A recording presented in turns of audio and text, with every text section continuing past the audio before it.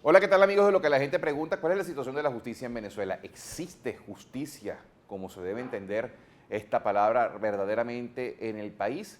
¿O cualquier crítica que se efectúa contra la administración de justicia en Venezuela simplemente tiene un matiz político que trata de desmeritar las instituciones en Venezuela? De este tema vamos a conversar con la expresidenta de la Corte Suprema de Justicia, Cecilia Sosa Gómez, la primera mujer que en su oportunidad fue presidenta del máximo tribunal del país, incluso llegó a ser reelecta y renunció al cargo durante el proceso constituyente, si mal no recuerdo, a propósito de un impasse con lo que se quería hacer con las instituciones en el país. Muchísimas gracias por acompañarnos, doctora Sosa. Gracias, gracias a ti por la invitación. Arranco por allí. ¿Hay justicia en Venezuela? Bueno, yo creo que una de las situaciones más graves que está viviendo el país es la contaminación política de toda la justicia. Si hablamos, por supuesto, de la justicia judicial.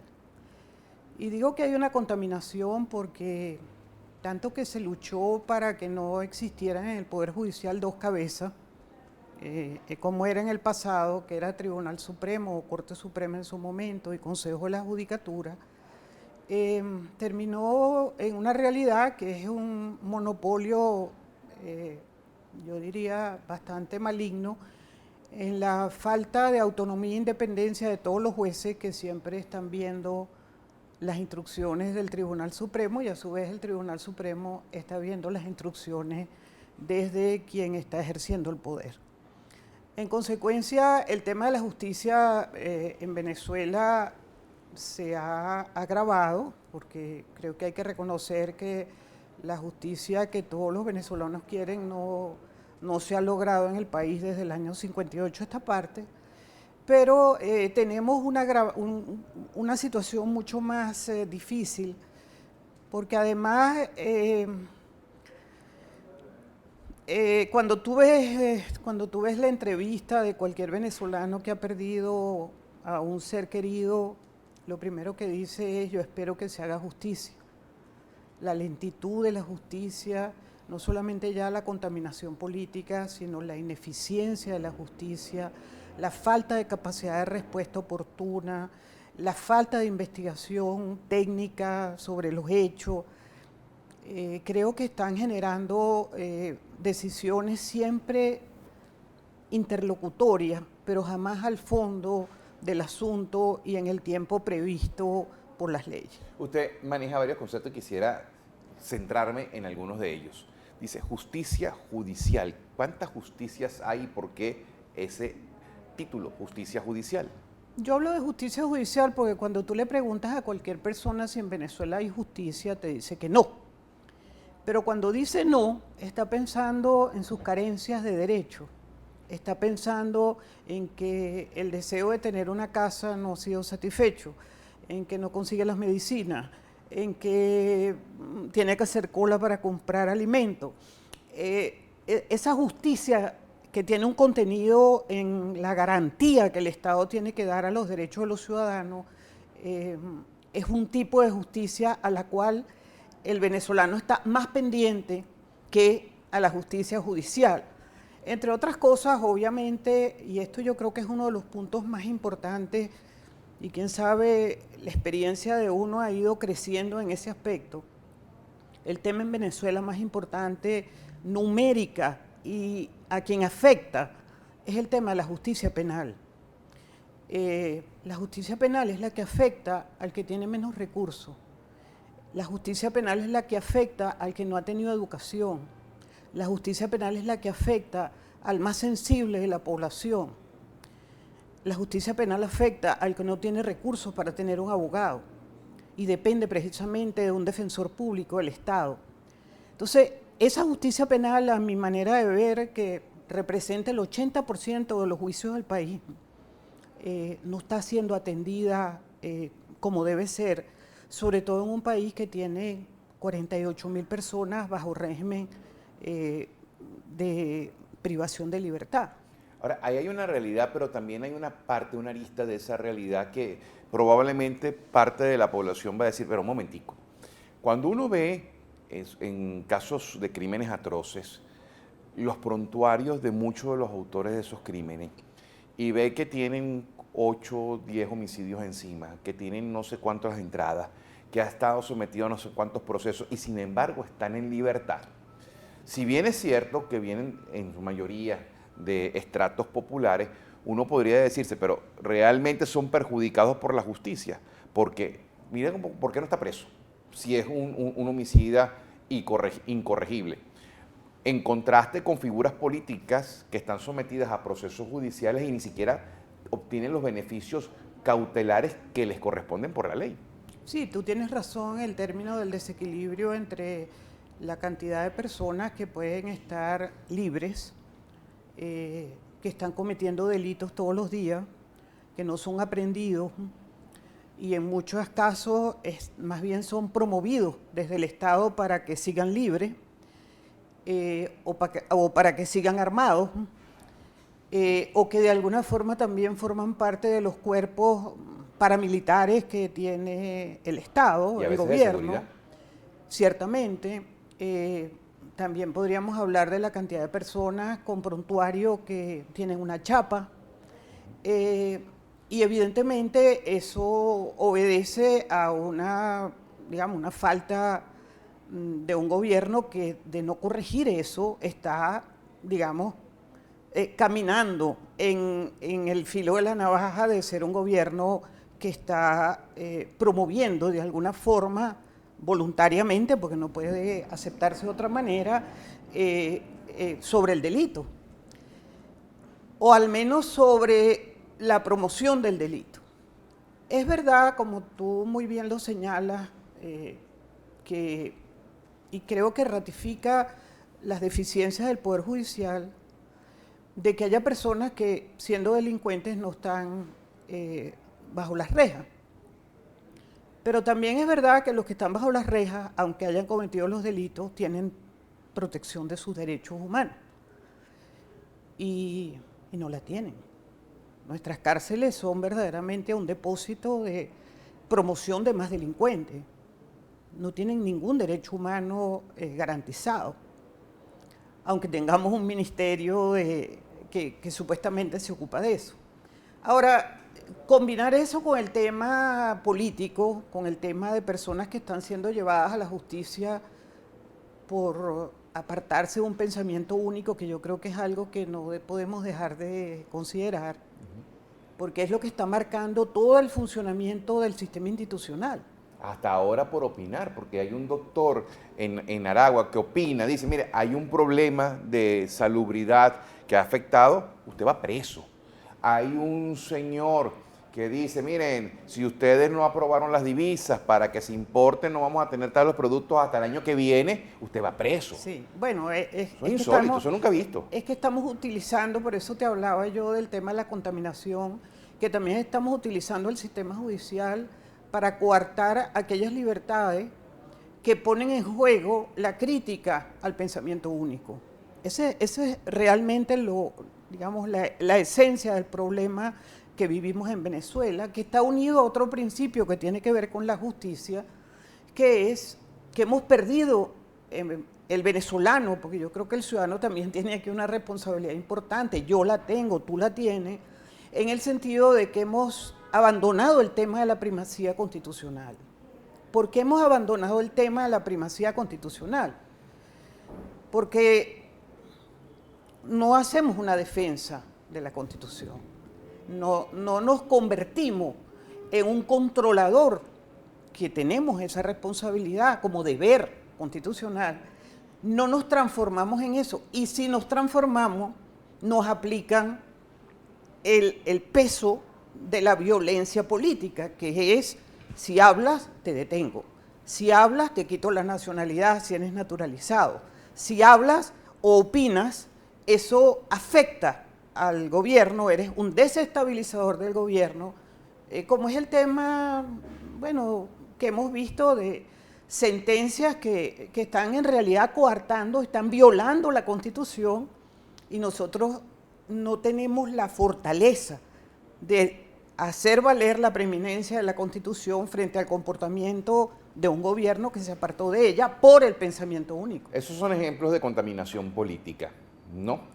¿Cómo más se ha contaminado políticamente la justicia hoy en día y cómo se diferencia de la contaminación política que pudo haber en el pasado? Porque usted mencionaba que no hemos tenido la justicia que aspiramos los venezolanos Sí. desde el 58 para acá, y también recordaba lo que se convirtió en una frustración cuando se quiso quitar en la administración de justicia el rol de lo que era el Consejo de la Judicatura versus el Poder Judicial como tal. ¿Cómo es la contaminación política hoy en día? ¿Cómo era la contaminación política en el pasado? Bueno, yo creo que en el pasado había, vamos a llamarlo así, una presencia política en el Poder Judicial que estaba marcado por personas que tenían influencia dentro de la estructura judicial y que era lo que se llamaba las célebres grupos las tribus que se generaban alrededor de alguna persona que tenía contactos o influencia con algunos jueces, y esos jueces pues de alguna manera favorecían los intereses de estos grupos.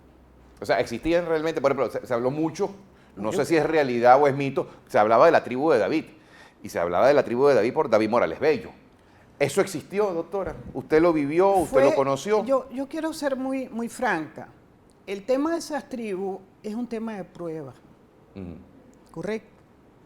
Yo inclusive en algún momento tuve referencias de que inclusive dentro de la Corte Suprema podía tener algunas influencias de tribus en alguna de las salas, y la verdad que nunca pude hacer nada porque el tema probatorio, el tema de tener los elementos que te permitan realmente sustentar que esa tribu estaba, digamos, actuando, no pude hacerlo. Yo lo reconozco.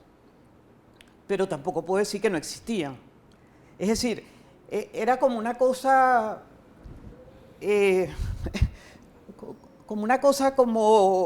como silente, pero yo estoy convencida que había una influencia. Muchas veces no era solamente política, era también económica. Es decir, pero las decisiones, independientemente de que buscaban favorecer de repente una tendencia en función de los intereses de la determinada tribu, se apartaban del estricto apego al derecho. Porque en ocasiones en el presente nosotros vemos pronunciamientos que son absolutamente descabellados. Se apartaban en la misma medida en que estaban haciendo una influencia sobre un juez que tenía que ser independiente e autónomo. Independientemente de que la sentencia estuviera razonada e inclusive tuviera la razón. Pero solamente haber aceptado la influencia, obviamente que ese juez no debería estar en el Poder Judicial. Y lo otro que sufrí, y lo sufrí mucho, y por eso la tendencia a buscar una sola cabeza en el Poder Judicial, era que el Consejo de la Judicatura muchas veces destituía a un juez que estaba vinculado, uno presumía que estaba vinculado a las tribus, pero le destituía de tal manera, mal destituido, que a la sala político-administrativa no le quedaba más remedio que volverlo a reincorporar. Y era una cosa terrible, porque era reincorporarlo porque había sido destituido, porque tenía los expedientes en el piso, o porque no estaba firmado suficientemente el libro de acta. O sea, por circunstancias que a todas luces se veía, era verdaderamente irrisorio, por lo menos en ese momento, que hubiera, en vez de haber sido destituido, hubiera sido amonestado, y muchas veces la sala político-administrativa tuvo que reincorporar personas que en el fondo a veces tenía la duda de si era un juez honesto e imparcial. Bueno, yo conozco casos, y le voy a mencionar, de gente que estaba acusada de corrupción, y la estrategia era, bueno, ya que me acusaron de corrupción, yo voy ante un tribunal y pido que me investiguen. Entonces pedían que lo investigaban, la investigación no arrojaba nada, y le declaraban, no, aquí no hay ninguna causal de investigación, sobreseían la causa, la persona era corrupta, pero quedaba libre porque ya había sido absuelto por un tribunal. Sí. Ahora, la situación actual es bastante distinta. ¿Por qué? Primero porque aquello eran hechos y jueces. Esto es como un bloque. Es decir, yo diría que más que una contaminación política es, aparte de que todos los jueces dependen del Tribunal Supremo en la medida en que no son jueces de carrera, en la medida que el Tribunal Supremo cerró la posibilidad de ser juez de carrera, en la medida en que un tribunal se atreve a sacar un comunicado de algo que hizo un juez, que es el caso, por ejemplo, de Simonovic, o sea, eso es una cosa que tiene que hacer el Tribunal Supremo, de estar aclarando qué fue lo que hizo el juez y cómo lo hizo y cómo tiene que proteger a las víctimas. Eso es una injerencia, pero evidente, de que el tribunal es el dueño del Poder Judicial. Si nosotros vemos digamos, esta falta de autonomía e independencia en los jueces, precisamente porque son todos de libre nombramiento y remoción, pero también habría que decir lo que pasa con los fiscales, lo que pasa con los defensores. Si nosotros tenemos 48.000 personas que están privadas de libertad, si nosotros somos un país en el que se debe manejar alrededor de unos 800.000 causas al año, si nosotros de esas 800.000 causas al año, el 80% son penales, si nosotros sabemos que esas personas no tienen recursos, ¿cómo puedes defender con 600 defensores públicos a esas personas? Es imposible. O sea, que apartando el tema solamente político, el tema operativo es imposible. ¿Quién puede manejarse con 1.100 fiscales, de los cuales 4 son de carrera? Es algo inaudito, es decir, todo el resto de los fiscales dependen de lo que le diga el fiscal general de la República, porque no tienen autonomía. Solo hay 4 fiscales de carrera en el país. Sí. ¿Y son autónomos esos 4 fiscales? ¿No lo sabe, no lo sabe? Porque el que sea de carrera no quiere decir que sean autónomos. Por principio son un poco más libres. Por principio, no lo sé, no te podría decir cuáles son sus nombres y apellidos, pero por principio son un poco más libres en tomar decisiones en relación a los casos que llevan que los que no lo son. ¿Cómo es entendible, doctora, que no haya un tribunal que se enfrente a una solicitud fiscal? No hay un tribunal que falle en contra de una petición fiscal. No hay un tribunal que se le pare a la fiscalía y dice, usted viene para acá con unos argumentos débiles, eso se lo rechazo. O usted se opone a una cautelar, yo la concedo porque considero que está... Todos los jueces penales que nos están oyendo saben que están sometidos al Ministerio Público. Lo que diga el Ministerio Público es lo que va a hacer el Tribunal Penal. Esa es la diferencia. Esa es la gran diferencia. Que órganos que están inclusive para defender los derechos no operan en ese sentido. Porque el primero que está para defender los derechos, inclusive de quien está imputando, es el Ministerio Público. Entonces, si yo como fiscal solamente hago y tengo pánico de separarme de lo que diga el Ministerio Público, y el Ministerio Público tiene también una conducta política, pero completamente definida en relación a que cumple instrucciones políticas, ¿qué podemos esperar cuando tú me preguntas si en Venezuela hay justicia? Si no tenemos preeminencia constitucional, si los jueces solamente hacen lo que les permite mantener el cargo, si los jueces solamente se comportan para preservar, no sé, una jubilación, si tenemos unos magistrados que fueron nombrados rojitos, o sea, que obedecen a un pensamiento único, porque el tema, la diferencia entre el antes y ahora es un tema ideológico, aunque nos parezca mentira. Claro, puede ser ideológico por intereses, puede ser ideológico para mantenerme en el cargo, pero termina siendo ideológico. Me queda apenas un minuto, doctora. ¿Cómo se descontamina? ¿Cómo se fumiga un poder judicial así? Bueno, yo creo que lo primero que hay que hacer es cumplir los parámetros constitucionales en la designación de magistrados, en la formación de la carrera, en la creación de una universidad para la formación de los jueces. O sea... ¿Pero de qué sirve eso, doctora, si el quien va a designar a los magistrados son los integrantes de una Asamblea Nacional que acomodan la ley para que, independientemente de que sean minoría en votos populares, sean mayoría aplastante en cuanto a diputados electos? Si las decisiones que toma la Asamblea Nacional después son santiguadas, tienen la bendición de los magistrados, entonces ¿cómo se puede? Bueno, y me quedan pocos segundos. La única manera es cambiando las cabezas de los poderes públicos, obviamente, porque en este momento los poderes públicos tendríamos que hacer un encuentro sobre el rol de la Asamblea Nacional. La Asamblea Nacional no está haciendo su trabajo. La Asamblea Nacional no controla el Poder Ejecutivo. La Asamblea Nacional lo que hace es sacar acuerdos apoyando lo que hace el Ejecutivo en todo su contexto. Entonces, la realidad es que tenemos dentro de ese pensamiento único, todas las ramas del poder público obedecen a una misma concepción y a un sometimiento absoluto al cual nosotros los ciudadanos o nos sacudimos o caemos en el mismo terreno. Se me acabó el tiempo, lamentablemente, doctora, pero yo quisiera conversar con usted un poco más para que me dé su visión de cómo se modifican las ramas del poder público. Gracias por estar con nosotros en Lo que la gente pregunta, amigos.